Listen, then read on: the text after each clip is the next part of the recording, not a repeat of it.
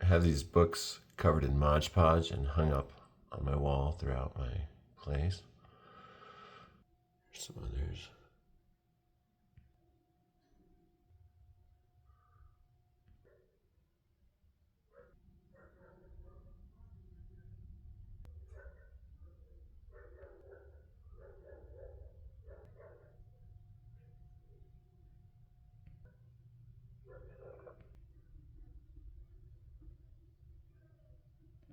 Doesn't that guy look like Ben Stiller?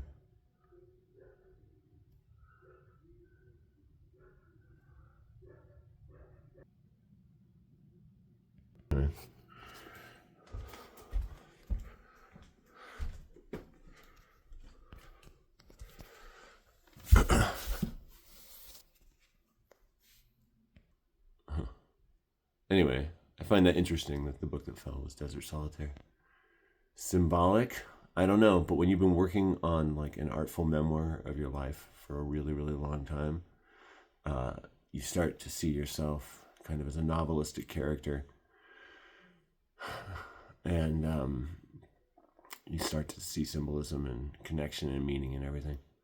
I used to work at many different bookstores, and I remember at this one we'd have events all the time. It's Bookworks, and the memoirists, I could always tell they were looking at their life that way, like connecting everything. Anyway, beneath that memoir case is one of these weird, vague nonfiction sections. No, what is this? This is Art Crit and Lit Crit overflow. And I think it is a real loose category in this household. There's some good stuff here, though. I love Annie Dillard. Here's a book about Annie Dillard. I've read this. The Space Between Literary Epiphany and the Work of Annie Dillard. That's very cool. Annie Dillard, there's a lot there. Annie Dillard approaches nonfiction in like it's just her own genre. Like if you criticize her work from a journalistic perspective, it's like, yeah, there's things being made up, events being transposed, stuff moved around. But it's kind of like her nonfiction is her inner world. If she thinks it, imagines it, feels it, if it's like there in any way that she discerns, then it gets lumped in and described with the details of nonfiction reality just as well. And she's just such a great example of someone who can really polish their work, make it shine in the edit. Like Holy the Firm, which is not a very long book, she polished for like 14 months, and you can really tell, like 3 days of journal entries. Anyway, once I wrote an essay with book titles from my then much larger book collection. I called it Studying the Earth from Space. The Prairie Has an Endless Sky, taking the titles from 2 works. And I think it was almost 1,000 books, and I just used all the spines and wrote this cool essay about life. And it was like, it actually turned out really cool. I liked it a lot. Because, a lot of times authors use their very best line for their title. And, if anyone is in the Albuquerque area and would like a copy of How to Read and Why by Harold Bloom, apparently I have 2. I don't mind getting doubles in my collection. To me, it's like, it signifies you should definitely read this. You keep acquiring copies of it. Here's a book that, not this one. I thought this was Milan Kundera's book. I was reading a lot of this kind of thing for a while, How to Read a Novel. It's good to read stuff like that, though it can be kind of frustrating, and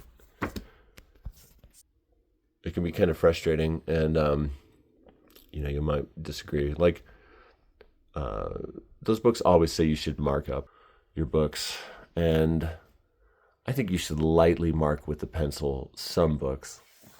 And if you're reading in writer mode, which I usually am, you want to be on guard for good quotes and insights and things that can enrich your own work and connect your work to larger traditions. And if someone's already said something perfectly, cool, you have that. You don't need to reinvent the wheel. And you can build on that. And I don't know, there's so much of our modern writing world that is like it's a real melding of everything.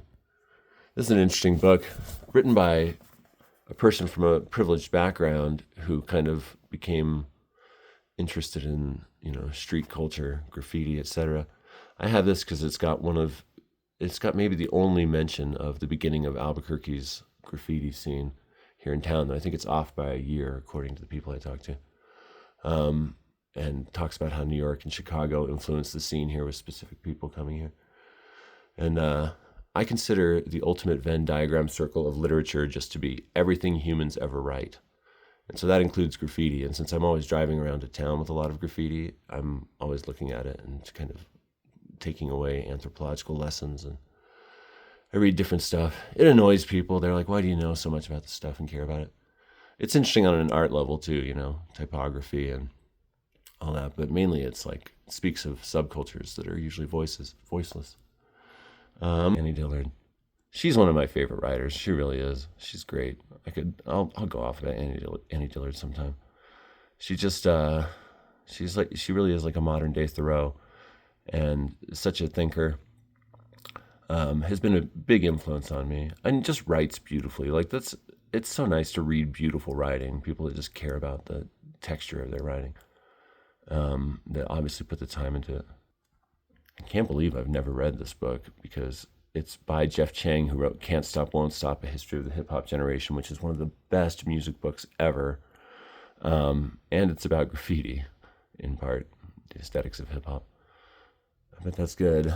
I've held on to that book forever, so I should read that. There's another granddaddy of us all. I think it all goes back to Washington Irving in this country, in America, which goes back to creepy folk culture. And then all of a sudden, there were all these American writers that were like creepy weirdos, like Edgar Allen Poe and Lovecraft and others. And I don't think we'd have Stephen King without Washington Irving. And I've just been thinking about how like American literature just has a lot of the uncanny and the surreal in it woven throughout it. And I'm gonna definitely read this sometime. I love a biography. I also love a word origin book. Ars Poetica. I love stuff like this. How do you pass up on this? I think this is like fake old. It says Barnes & Noble on it. I don't care. It's a beautiful aesthetic. Oh no, this is 1948. This is an old Barnes & Noble book. What? That was a company then? It's like finding playing cards from Nintendo. Let's see, what do we have here? Mayakovsky. Remember buying that in Las Cruces at Coas Bookstore, the great Las Cruces bookstore. Gotta go there. I remember reading this in 2015. How Proust Can Change Your Life. This is one of those cool books where you can look up any day. Good. You gotta have stuff like that. There's another one like that. The Illuminated Book. People always talk about the younger generation being checked out and stuff right now because of technology and the COVID pandemic, lockdown, etc. It is weird to stand in front of a classroom and just have people stare at you and half of them have noise canceling headphones in, etc. But I knew that they were really not engaged at all when I mentioned Balzac in a literature lecture one day, and nobody giggled or made a joke or anything. They're just like no one was even listening. I might as well have not been talking. Anyway, I love stuff like this. Man, why is it so satisfying to read books about art? And look at this pop art cover. Every single book in here should, don't judge a book by its cover. I do it all the time. I love books as aesthetic objects. This book looks amazing. Like, I need to read this. Landscape, big theme of mine. Place, big theme of mine. Art, a love of my life. The good old Diogenes. Lived in a barrel. Rejected materialism. During some of my more rootless chapters of life, I feel like I've really understood Diogenes. I thought about him a lot. Another David Shields. I'm just going to read everything by him because Reality Hunger Manifesto really affected me. A homeless lady asked me what I was reading, and I ended up giving Reality Hunger Manifesto to her during my last reading. So somewhere out there, there's a homeless person with slightly more avant-garde tastes. But you never know what people are reading, and anyone can become homeless.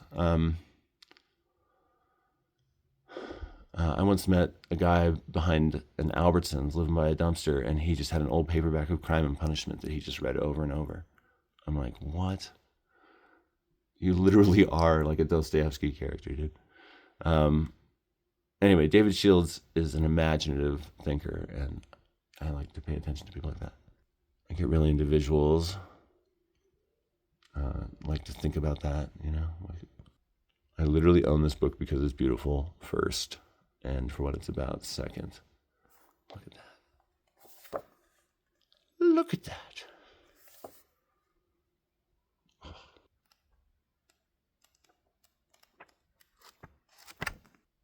What else we got going on here? I mean, you can see I'm not naming everything. Felix Fenton, big influence on me. With his novels in 3 lines, he wrote these faits divers, these short, diverse fates.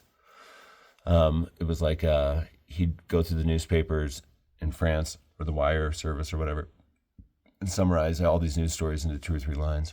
And I copied him for a while. I mean, I was inspired by him. And I did one like that for New Mexico. His was in 1906 France. Mine was reading all the small town newspapers in New Mexico and then writing little summaries. And that was my most popular Twitter feed I ever had back in the days of good, weird Twitter. But Felix Fenton was a really problematic figure because he was an anarchist accelerationist. And he literally blew up a cafe one time and killed people. Like how far, what? That's worse than G.G. Allen. When I heard that, I was like, gosh, why? This always happens. Get into a writer and you find out they're a mass murderer. Another Annie Dillard reader. I just buy all Annie Dillard. If I see Annie Dillard, even if I'm like, I might have that, I buy it. And there's some interesting variations from edition to edition of her things. Cervantes. Oh, these are so good. I listened to these over and over again. I just kept them in my car forever. Learned about the Odyssey and the Iliad. But once she goes off against homeless people, kind of weirdly, what? Anyway, that's a subject that keeps coming up in this video. Interesting. Well, it is an epidemic, nationwide at least. Even Knausgaard throws some shade toward the homeless in these books, but he comes from a lot of privilege. This was the book that taught me you can't really read antique books if you own them. I really needed the content from this book. I was writing about walking up the East Coast, up the Gaspé Peninsula. So I read this old book, Away to the Gaspé, that I had seen before at a hostel. And it just fell apart as I read it. It's bad for the binding, but I don't like this. Even so, the binding's trash. I might get this one professionally fixed sometime. It's just so interesting about this beautiful area. These gray granite cliffs that are the northern end of the Appalachian Mountains. Anyway, what else? That's about it, folks. Here's a Tonke brick from Tonke Brick Factory at the north end of the Sandias. I have a lot of connection to that. How to read buildings. Love stuff like this. I used to hate suburbia and urban landscapes a lot more than I do now. But there was this Instagram feed called Modern Albuquerque, and it really got me into modernist architecture and looking at it. And now I can appreciate it on some aesthetic level. But urban planning is a super interesting topic. It would be cool to make all our cities as good as they could be, What's this?